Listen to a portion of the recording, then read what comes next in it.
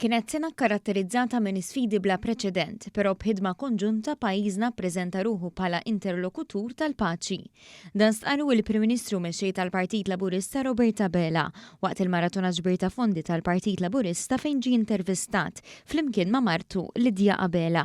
Il-Prim Ministru tkellem dwar it-tisjieħ ta' reputazzjoni ta' Malta f'diversi setturi, fosthom fuq l-ekonomija.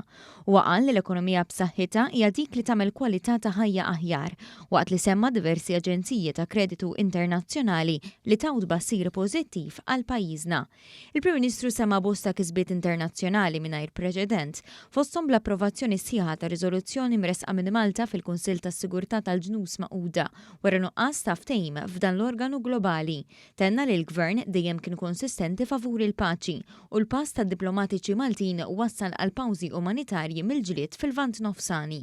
Li kienet riżoluzzjoni li solvit il-problema kollha li tat reprieve temporanju, ngħidlek li kienet waħda li waslet għal pawżi umanitarji u pawżi umanitarji, kienet waħda li waslet ukoll għal rilax ta' ċertu ostaġġi.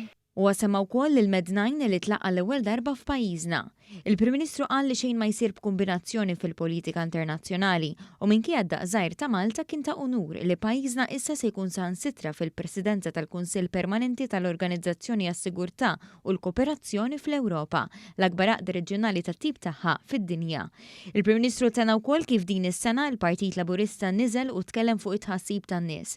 Qal li l-ewwel deċiżjoni fundamentali biex tiġi kkontrollata żieda fil-prezzijiet tal-enerġija kienet billi l-Gvern jerfa' l-pis u ma jgħaddihx lill-poplu.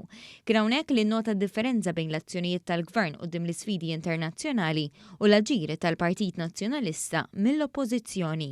Soluzzjoni alternattiva oħra kienet tkun li ma nagħmlu xejn. Imma aħna maħniex il-Gvern illi ma nagħmlu xi għax ma tistax titkellem u tgħid jiena Gvern bruħ soċjalista, Gvern li nemmen fil-ġustizzja soċjali, Gvern li nisma' min-nies, Gvern li qiegħed għan-nies. Imbagħad ma tieħux azzjoni konkreta, ħadd ieħor jitkellem u aħna nimplementaw, dik hija d-differenza. Dr. Qabela ċenna l-miżura li saħħet fil-budget tas-sena d-dieħla fejn fl-aħħar jiem 95,000 familja bdew jirċievu l-ewwel ħlas ta' mekkaniżmu addizzjonali għall-għoli tal-ħajja. U tkellem ukoll fuq diversi miżuri li jħallu aktar flus fil-bwiet tan-nies. Lejlet sena ġdida l-Prim Ministru innota kif is-sena d-dieħla se tkun ikkaratterizzata minn diversi investimenti fil-qasam infrastrutturali u edukattiv fost l-oħrajn.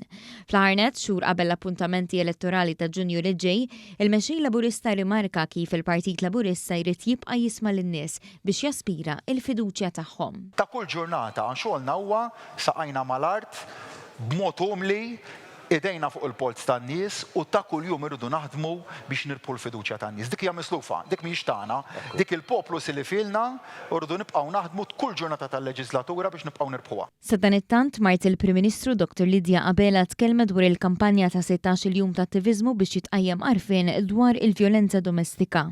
Sar ħafna xogħol, saru ħafna bidliet leġislattivi u għad baqa' xi jsir fejn tidħol vjolenza domestika x'tagħmel kemm tagħmel f'dan is-settur qatt ma huwa biżejjed. Hija tkellmet ukoll dwar l-attiviżmu li jirrenja fil-Partit Laburista.